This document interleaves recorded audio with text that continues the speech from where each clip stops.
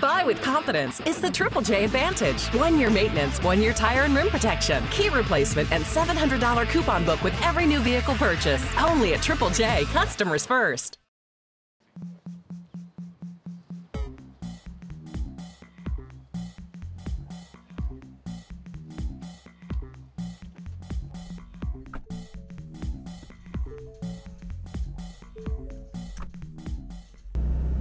All right, episode of Cruising. Finally, they get the guy with the last name Wheeler to be rolling in a car or truck. And we got a big truck for a big guy here with the champ, Roque Martinez.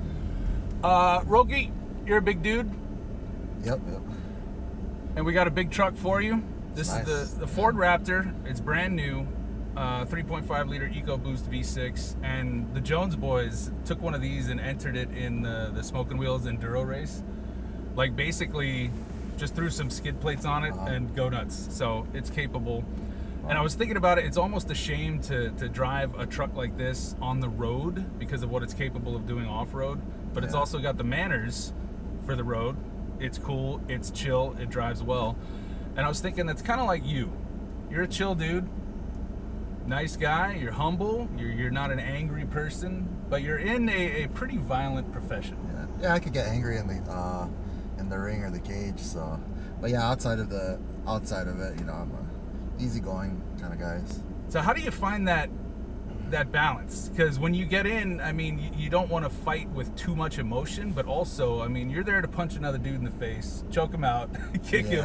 So how do you find that balance, and then where do you get that little that extra something when you're in the cage?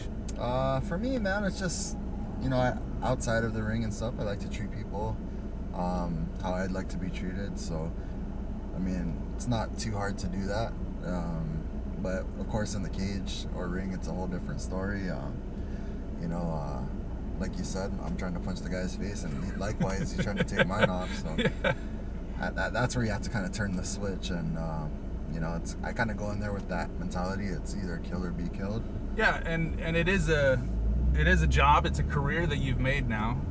You've been pretty successful, man. A lot of followers. You've been fighting in some big championship, and you've kind of made a habit of collecting belts. How many belts have you held at one point or another now? Well, I've won 2 heavyweight championships. You know, and of course I still want to win more. There's always more out there. There's always more out there, so never satisfied. And that's the thing is you can't be complacent in MMA, just with any career, really. I mean, you've got to want that next thing. And so what is next for you? Right now I'm just, you know, I recently had surgery on my hand, so I'm currently going through my therapy, my physical therapy, and everything's going really good. I usually heal pretty fast compared to, I would say, the average person, or for some reason I'm always ahead of schedule. And this is my 4th surgery, so you've been under the knife a few times. Yeah. I mean, the football injuries, and from that even you bounced back, got into the cage, and had some big fights. So that's part of it. I mean, your body is your tool, so you gotta take care of it. But in your line of work, and you know, with football and stuff, injuries happen. Oh yeah, for sure. Gotta take care of the body though. You gotta do it. So recently, one of the biggest fights as far as the names that you got in, I mean, you fought Crow Cop. That is huge. When that came through and they were like, hey man, we're gonna have you fight somebody. All right, who is it? Well, it's this guy, Miracle Crow Cop. How were you thinking? Yeah, it's funny, like once my manager, we sat down, and you know, he was on his computer, and he knew I was gonna fight already. I didn't know as I met him, and right when I got to him and he turned the laptop on, and you know, he had him on his Crow Cop's fight page, and I was like, oh, like, you kidding me right now? You're like, I love Crow Cop highlights. We can watch these. And then, man, you know, I was just so excited, like, just to fight a legend like that, man. I mean, yeah, you want to talk a legend. His days in all the different fight organizations, yeah, truly a legend. So was there that intimidation factor right off the bat when you're going in there? Man, for me, I gotta admit, there's times where it's not so much the person that you're intimidated by, it's the fact that what can happen in a fight that can be intimidating. But at the same time, it kind of, personally, it brings out the best in me. I think I fight the best when there's a little bit more of that nervousness, and you know, you're worried about what the guy's capable of. But I think I tend to rise to the occasion when it's like that. Well, you clearly have. You've had some big fights, huge wins, the titles, like you said, and wins are cool. You know, those help advance the career and all that. But I mean, you know, just like anything, you learn a lot more from the defeats. And the most recent split decision loss. Let's talk about that, man. What you took away from that? You know, I've always been so big on winning. I hate losing. Nobody likes losing. Nobody likes losing. Nobody. And from this one, I just learned a lot about myself. I went through a lot of adversity in the fight, but man, I just kept pushing. I just still kept the will to win.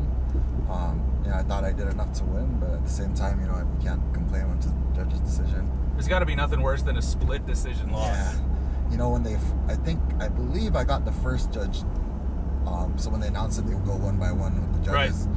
I believe I was first. So I was like, man, I got this in the bag, you know. And then, unfortunately, the last two went for the other guy. So it happens in the game, in the fight game. You can prepare, you can train your butt off, prepare for everything. But when the ref says go, anything can happen. Yep, anything can happen, man. That's the name of the game too. That's why it's funny, people ask, oh, what's your game plan for this fight or that fight? I really don't go into a fight with the game plan, because just like anything can happen, man. I fought this last fight pretty much with just my left hand, and you know, I had to adjust from there. Yeah. You know, I've talked to some fighters like Crank and stuff, and sometimes it is not about, okay, what am I going to do with this opponent? It's about, what am I going to do for my game? Like in training, it's like, okay, hey, my cardio, let's work on that. I got to work on my footwork. Never mind what the other guy's going to do. You just got to focus on yourself. So totally agree with that. Yeah. The camp, when you go into a camp for a big fight, what's the first thing you start addressing? Is it cardio? Is that built up over time? For me, yeah, that's my main thing right now. I wish I would focus on this a bit more earlier in my career, but well, you're not a featherweight. Not featherweight. So the cardio is a different game. Yeah. But it's something I feel like in the heavyweight division that I'm able to take advantage of against most heavyweights. And I put a high emphasis on going into the fight. Like, I want to be in better shape than my opponent, and I feel like I am better than, you know, in shape than most of my opponents I go into the ring with, you know. I mean, if you get in there, you knock the guy out, tap him out real quick first round, cool, collect that check. But also, if it does go the 3 or 5 rounds in a title fight, you're ready to have that cardio, that gas to go the whole round. Yeah, got to be prepared for that. Got to be prepared for everything, man. So we're cruising here with Roque Martinez, Champ Martinez.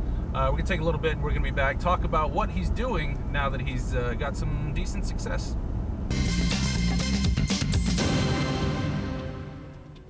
Buy with confidence is the Triple J Advantage. 1 year maintenance, 1 year tire and rim protection, key replacement, and $700 coupon book with every new vehicle purchase. Only at Triple J, customers first.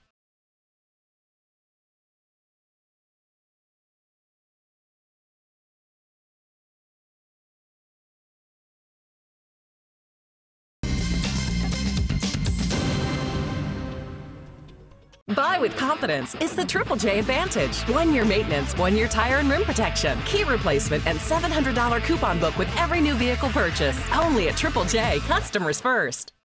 All right, so the fight game is taking you around the world. You've developed some fans. I know on Instagram, what, 4,100 followers, something like that. People from all over the world. That's got to be pretty cool. Yeah, it's pretty cool, man. It's something to know that you know, people that you don't know are into watching your type of fighting stuff. Yeah, because you don't know, like, what you're doing this for you, the family, your career. I mean, you don't know. I don't know. Are people gonna like my style? Are they gonna think I'm bogus, or what is it? So it's pretty cool to kind of develop that fan base around the world. You know, when you go into a big fight in Japan or something, it's probably pretty cool to meet the fans. Oh yeah, man, the Japanese fans, they're so supportive, and I think they just really have a appreciation for fighters in general, to know that, you know, we go out there, we're kind of putting a lot on the line. So I really appreciate the Japanese fans every time I fight out there.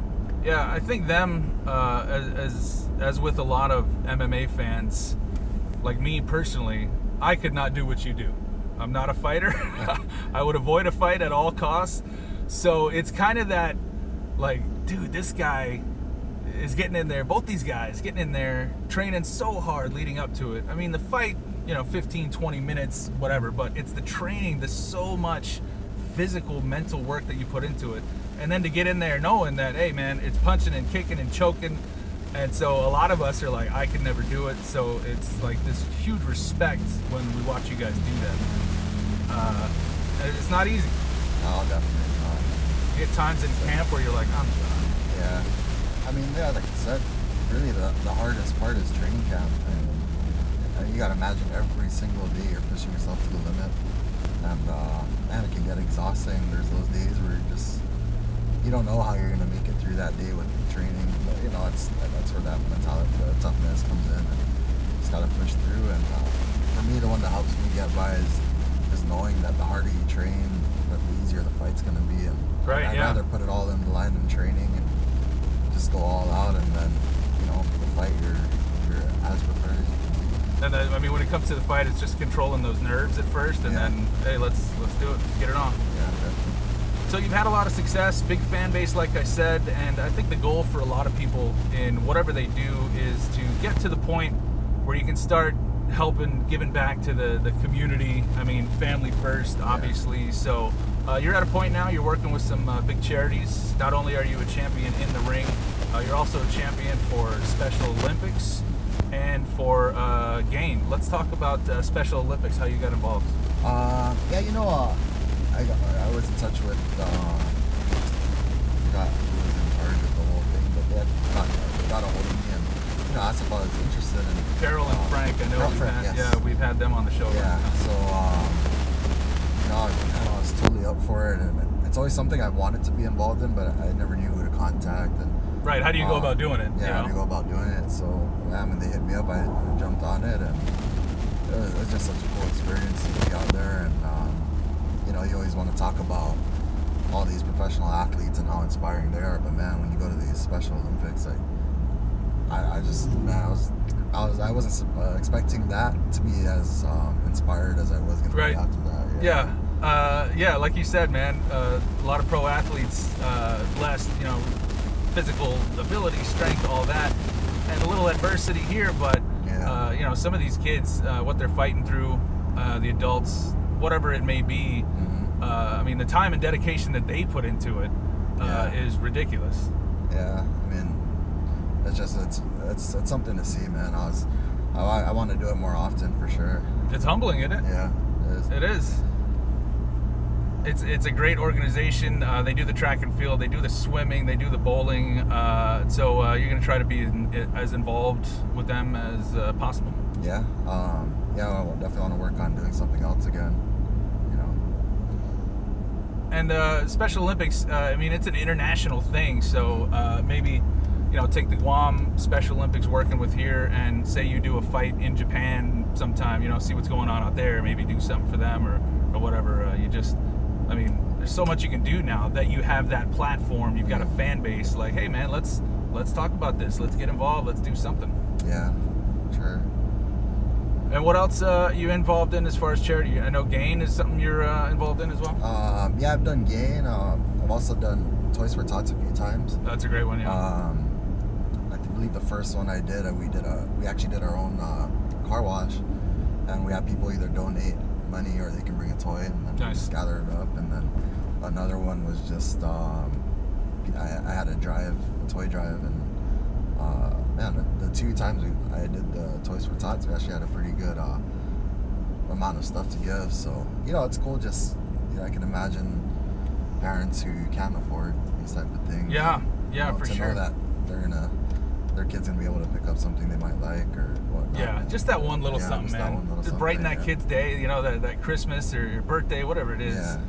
So yeah, it's great, and it's got to be cool for you to, like you said, you're at this point now, you've got the fan base where, hey man, I put something out on social media, I've got 4,000 followers, and the response, boom, people coming together to do good just because of the work that you put in, and then now you've got that. So what do you want your fans, people watching, listening, following you, what do you want them to get involved in?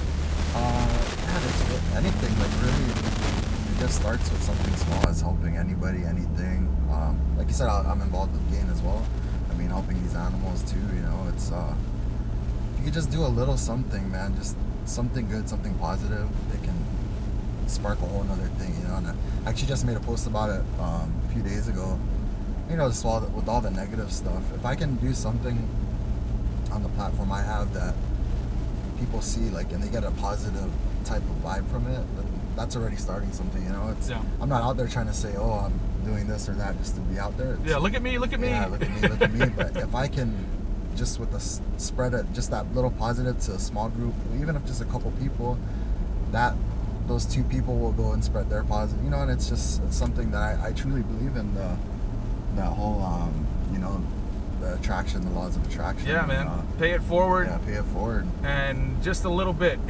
Not all of us can donate, you know, $1,000, donate this huge amount of money or whatever, but you know, one toy. We have a shoe drive going on right now. 1 pair of shoes that's going to some kid or some parent that needs it. So it's just that little something, whatever it is. I mean, we're all hurting. Yeah. And it doesn't necessarily have to even be an item. Like, you know, you see somebody, you know, could be walking across the street, they might need help, go help them, or, you know, like I was saying, hold the door open for somebody. Just small things, man. And, you know, positivity, man. Yeah, positivity for sure. Good vibes. Good vibes. Good vibes. Because there's a lot of negativity out there, man. There is, man. It's sad to see the news, you know. Yeah, tune that out. Focus on the good. And you mentioned GAIN. I'm a GAIN father. I have a cat from GAIN. Oh, nice. So I work with them a lot, done some charity events for them, and we're working on a Clear the Shelter campaign. It's a national thing with NBC, Clear the Shelter. How many, do you have pets now? Man, I actually have 4 dogs right now. 1 I picked up from GAIN. Nice. And then 2 I recently adopted from a friend of a friend. Mm-hmm. They were heading off island, but they're also 2 rescue dogs. Could have ended up in the shelter. Could have ended up back in the shelter. Yeah, which we don't want to see. Yeah, I got a soft spot for dogs. Dude, I'm an animal lover, man.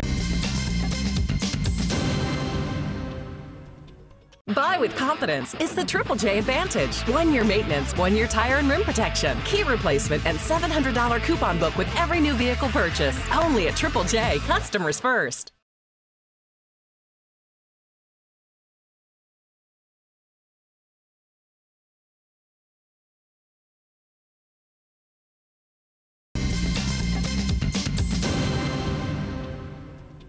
Buy with confidence is the Triple J Advantage. 1-year maintenance, 1-year tire and rim protection, key replacement, and $700 coupon book with every new vehicle purchase. Only at Triple J, customers first.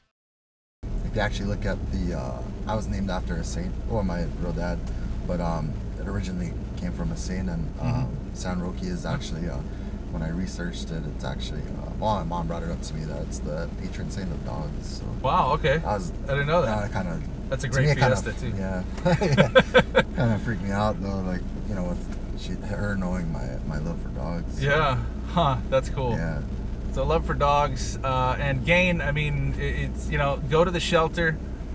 There's old dogs, there's young puppies, there's cats, kittens. I have them all, man. And it was so sad going up there when I went, and you know, you wish you could just take them on. Yeah, like I wish I was to the point where at a huge farm somewhere, I'm taking all the dogs and cats, we're gonna free everybody, clear the shelter, but you know, we can't all do that. We all have to do every little bit just to help, you know, adopt one, go up and volunteer, drop off some dog food. I've donated a couple times, I'm sure you've done some as well, because once you adopt from GAIN, like, you're part of the GAIN family. Yeah.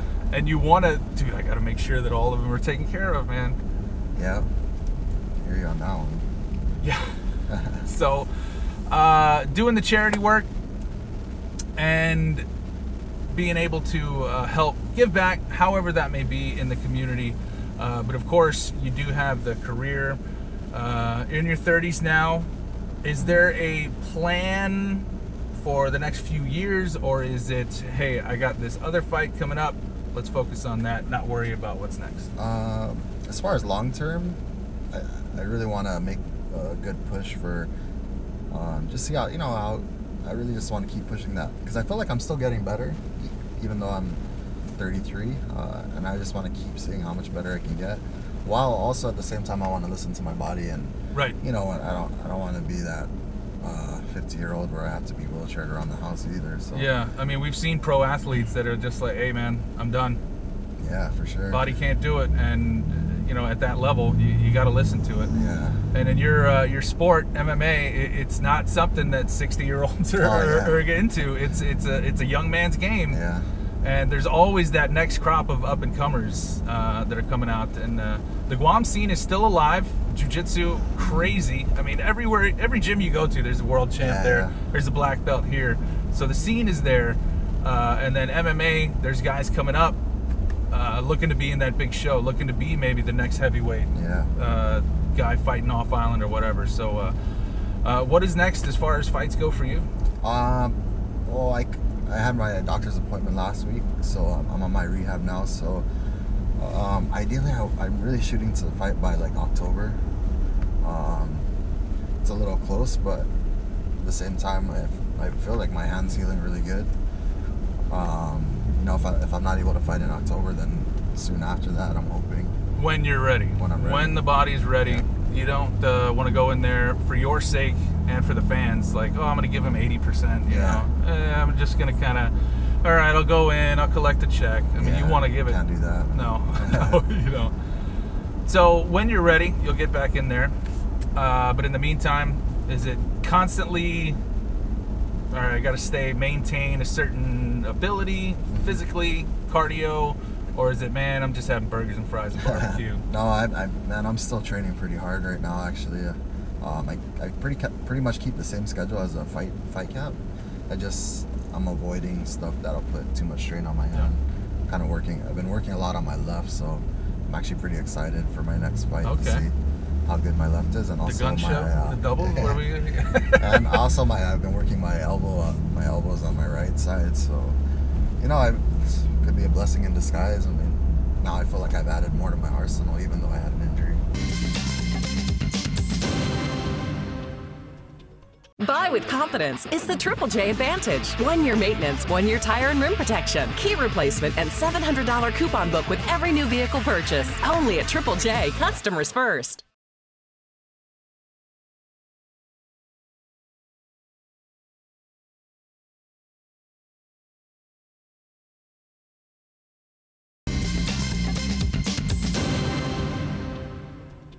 Buy with confidence is the Triple J Advantage. 1 year maintenance, 1 year tire and rim protection, key replacement, and $700 coupon book with every new vehicle purchase. Only at Triple J, customers first. One-dimensional fighters, hey, they may have a good knockout or something like that, but then they meet someone who has got more skills and they just get smashed. So you want to be well-rounded.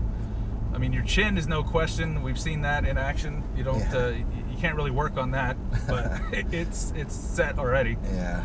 So when the hand is healed, is it just kind of anyone, anywhere?